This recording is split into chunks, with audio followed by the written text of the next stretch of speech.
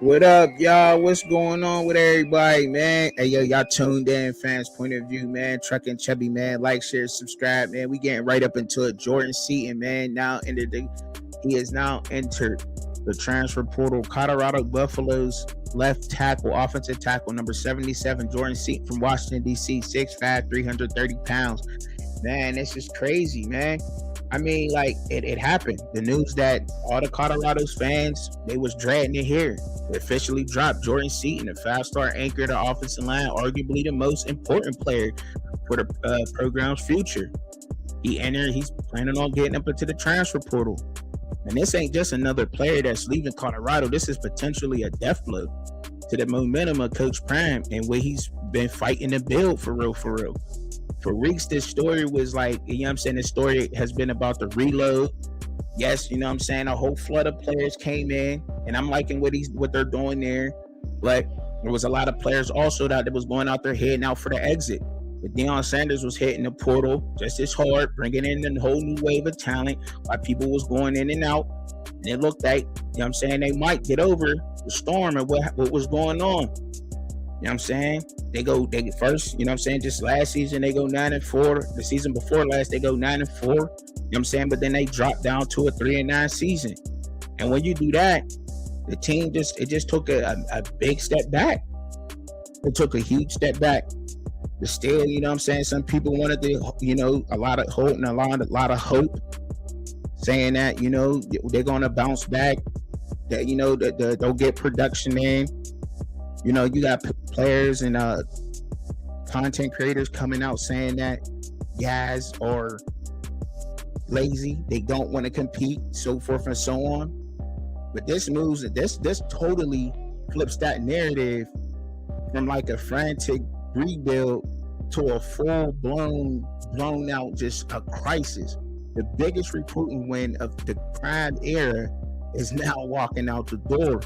And that leaves a big, huge black hole in the army of transfers that might be able to fill. Because, I mean, like, if you got somebody like that walking out the door, if you coach Prime, how does people coming in really feel? You know what I mean? Like, and I get it. You got to grab a lot of guys from the FCS level, G5 level, bring them up to the D1 level.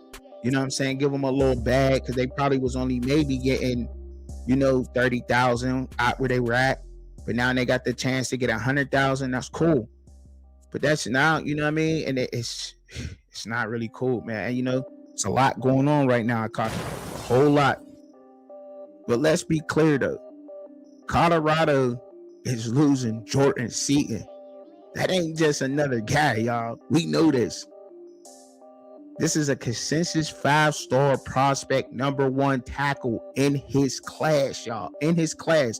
And a player who was supposed to be the anchor for that line for years to come. As a true freshman in 2024, y'all, he did exactly that.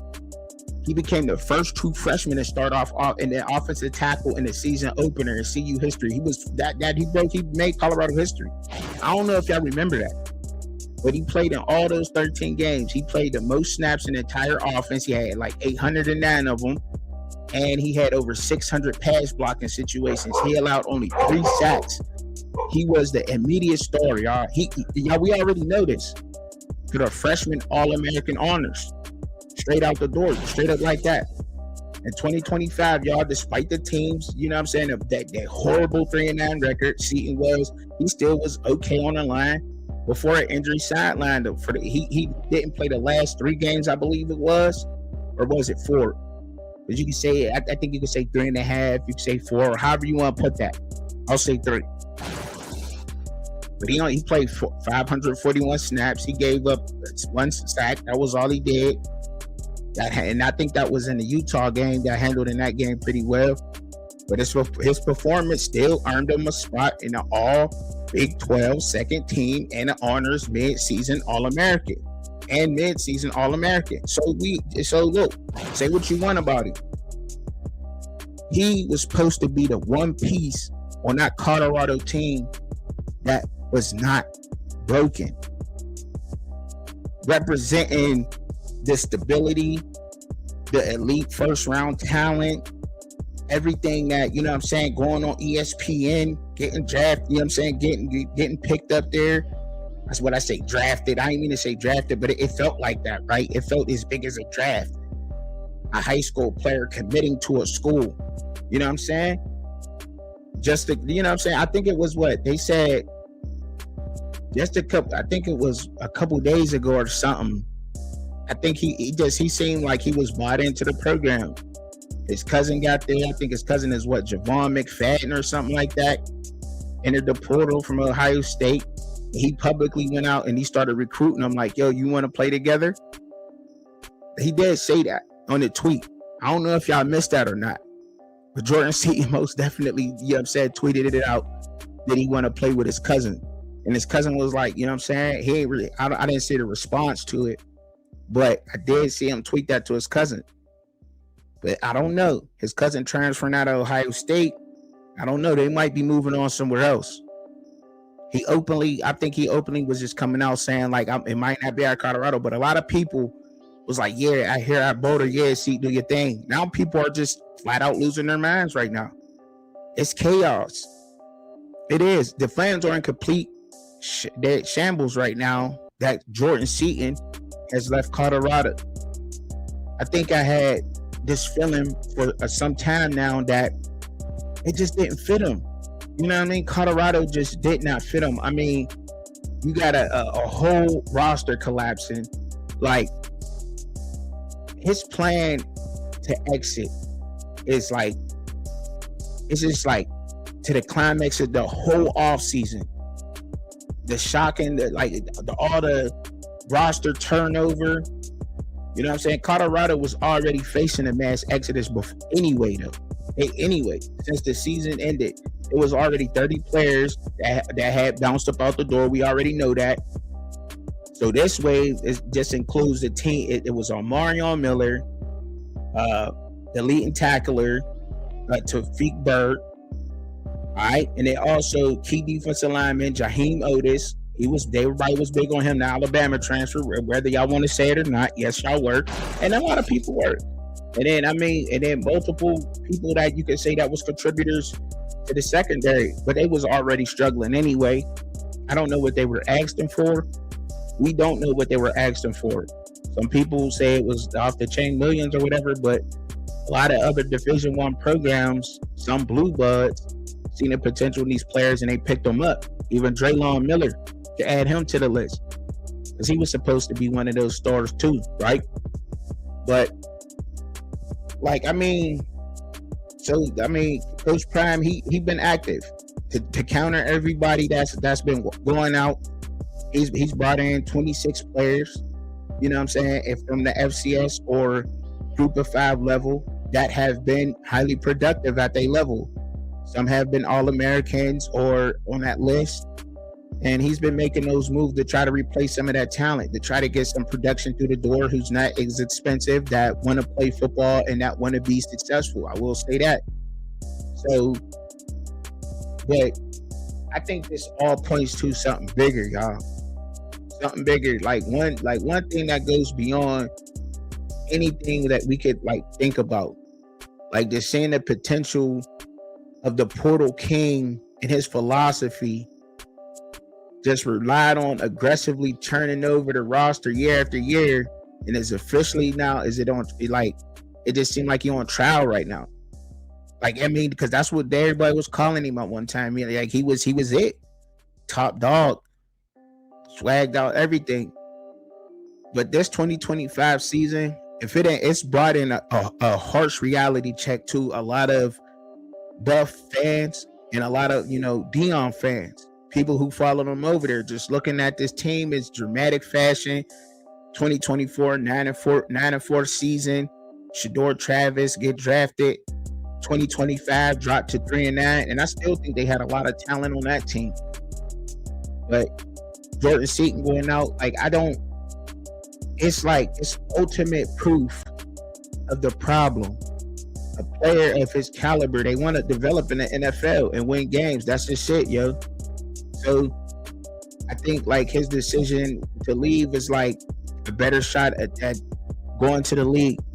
I said that. I told y'all, like, I think his decision to go was based on like him wanting to play against the competition, those guys who are supposed to be top defensive ends, show how athletic he is in the run game, to maul on these guys, to lean on somebody. I think that's one thing we haven't seen out of him. We've seen him pass block for Shedeur Sanders as a freshman. We've seen him pass block last year a lot, because they pass 65%, maybe 70% of the time in that offense, the philosophy that Deion Sanders likes to roll with, Coach Prime likes to roll with. But we haven't really seen Jordan Seaton just really get down and just maul on somebody. We just really had not seen that. And what I mean my mauling is just getting on the line of scrimmage, putting his hands down in the dirt, taking a man, taking full advantage of that man, pushing him downfield, and opening up a hole for running back to go 60 or to create huge holes and lanes for running backs, wide receivers, etc. I think he's athletic enough to be a tight end, because the way he runs, I really do. I don't know if he has the stamina to do so, but he seems like he has the athleticism to do so. Big guy that can run like that and move like that. Listed at 6'5", 330. Yeah, I think he can move pretty good for that size, man. But it does, even though. So I don't know, like, where do Coach Prime and Colorado go from here? Like, we know that they pulled off a lot of things. They got guys in, they moved guys in, some production in. By him leaving there, it could say a lot to a lot of people. Some people might be on one side saying that, and just believing, like, is he really he's maxed out at Colorado? He's learned everything that he's learned there. Like I said, I didn't really see him getting any better at Colorado. I don't think that any defensive ends out of the Big 12 will be a top draft pick, but I do believe a top draft pick defensive end might be in the SEC, the ACC, or the Big 10. And even if he decided to go with Miami in the ACC, that's a team that will be contending almost every year for that ACC title, and they'll be getting into the playoffs, pushing to go for a national championship.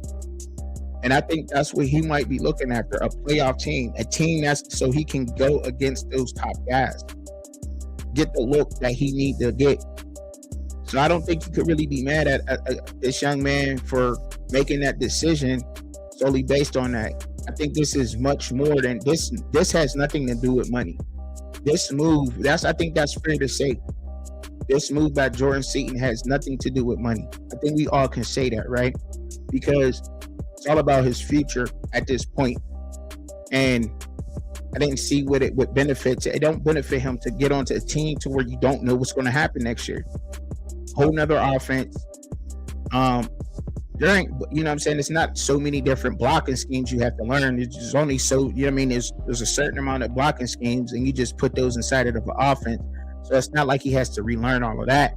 But now he has to get chemistry with a whole nother group of guys that he hasn't played with, and that matters. And he's gonna have to do that wherever he goes now. But however, he could depend on these guys to be highly productive. He might be the one piece that's missing, instead of saying, I'm the guy and I got 4 pieces that's missing. You know what I mean? So that could be different. So I think his situation, I think, is a lot different. And I don't think it's a lot different from a lot of those guys. I think a lot of those guys wanted to move on to try to get into a better conference. Look around. These guys have not just went to any poo-putt school. They have not went from Colorado to, down to the G5. And no disrespect to the G5, because I follow you guys, and I think the G5 has excellent coaching and excellent players that are being developed into great players. You know what I'm saying? And so, you know what I mean? But they're moving on to Blue Bloods, Notre Dame, Texas A&M. You know what I'm saying? And so that says a lot. Tennessee, I think, what is it, Tennessee? These guys are not moving, just going anywhere. They're not. They're being picked up by some pretty dang on good schools. I think Ole Miss grabbed one, if I'm not mistaken. So, I think his thing was good. But by the loss, by losing Jordan Seaton, though, like I said, it's just not another player. The foundation is cracking in Colorado in this program, and again, it's about to give weight to fear, built on anxiety.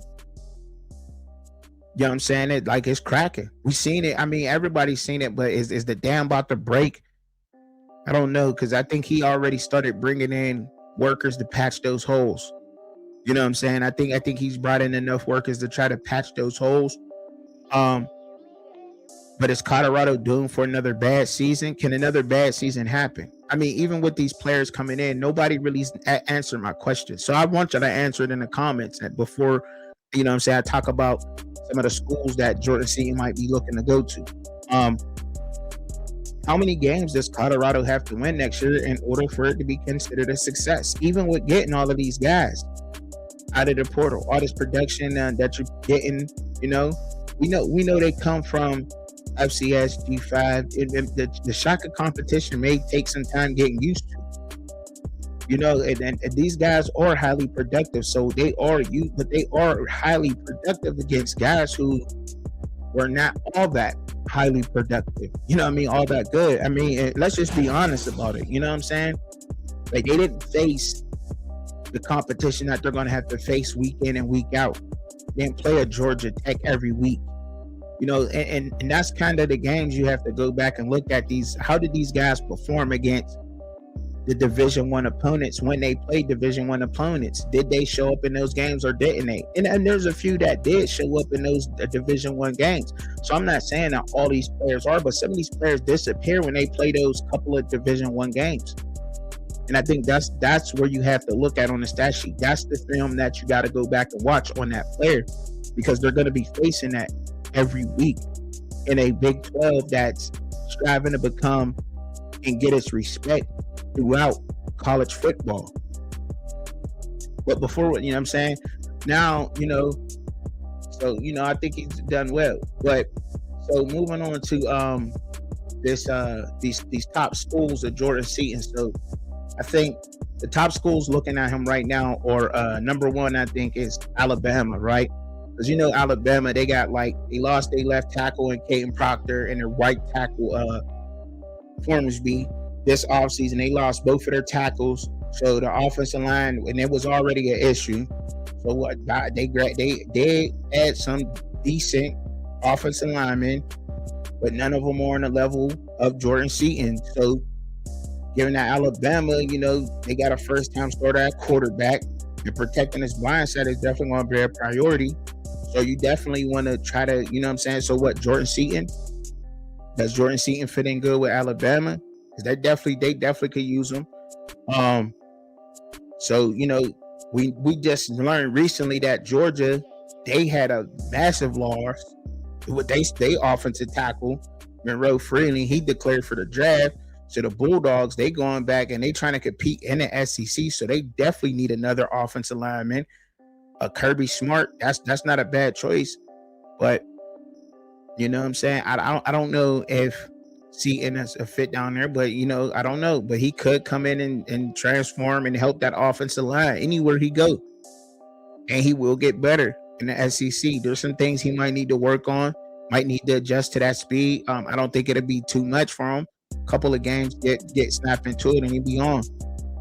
Those teams like to run the ball, and I think that's where his strength is at, run blocking, largely. If you watch this film from IMG, and his best ability is run blocking, he's definitely going to open it. He's definitely going to get his guy and take advantage of him in that fashion.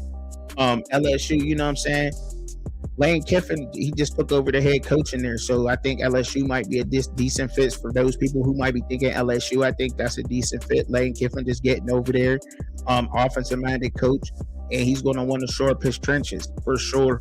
And Jordan Seaton would be a great add for LSU to get. You know what I'm saying? Because anywhere he go, he's going to be able to step in and play. But being in the SEC, that's another thing.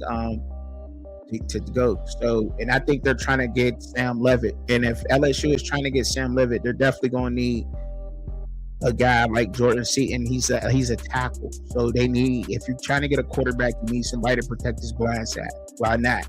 You know what I'm saying? I think the Miami Hurricanes that's my pick. I think he's going with the Hurricanes. He trained there in the off season with a lot of those guys. I think he's familiar with some of the things that went on down there in Miami. He's been in those facilities in the off season. And I think that's a good fit for him down there. Mario Cristobal, being an ex-offensive lineman, run first minded type of coach, fit his skill set with the IMG down there in Florida. Knows a lot of is very comfortable down there. It's like a home away from home for him. I think Miami is a front runner for Jordan Seaton, to be honest. I mean, I know he's from the DMV area. He's from Washington, D.C. But Miami's where he went to high school at. He went to school down in South Florida, IMG Academy. Like I said, Mario Cristobal, he's worked out the facilities in the summertime. They trying to rebuild. They're going to keep on trying to rebuild and keep the U right where it's at, because they're getting back to that status. And offensive lineman is something that Mario Cristobal wants to do first. I think that's a good fit for him. Left tackle. And I mean, the Oregon Ducks. Of course, Oregon's always in the play for it because they always got the money to pay the players, right? I think Oregon, you know what I'm saying, because they're going to lose two of their top offensive linemen too, because they're out of eligibility. So Jordan Seaton could come in there, get some guys, maybe even his cousin, get up to Oregon and start there. They like to run the ball physically too. There might be in some other places in play, like Ohio State, Indiana. They may be in play because Kirstenetti's a great coach. As we know, they like to run the ball. Ohio State, you know what I'm saying, in Oregon. You know what I'm saying? Oregon, I think Dan Lanning, of course, they got the money, but for me, my number one is Miami. Honestly, that Cristobal. That's my number one. That's where I think it will be the greatest fit for him. You can entertain the other ideas, and you know what I'm saying, the other schools. I can hear those arguments or whatever, or hear the statements people put down, or their opinions on it. I can understand that. But I don't think this move is about money. I think it's about competing at the highest level and against the highest level competition. And for that, it's either going to be the SEC or the Big Ten. And if he's going to make the move to go to the ACC, hands down, it's Miami. Hands down. I think there's no other school in the ACC that has a chance to get Jordan Seaton but Miami. But y'all let me know what y'all think down in the comments, man. Jordan Seaton's out of the door. Broke the internet. Knew that it would. Crazy, man. Crazy. It's crazy out there right now. But y'all let me know what y'all think. And y'all know how I give it up. I always tell y'all, pray for yourself, pray for each other, pray for me. I'm always praying for y'all. Peace, man. To the next one, y'all.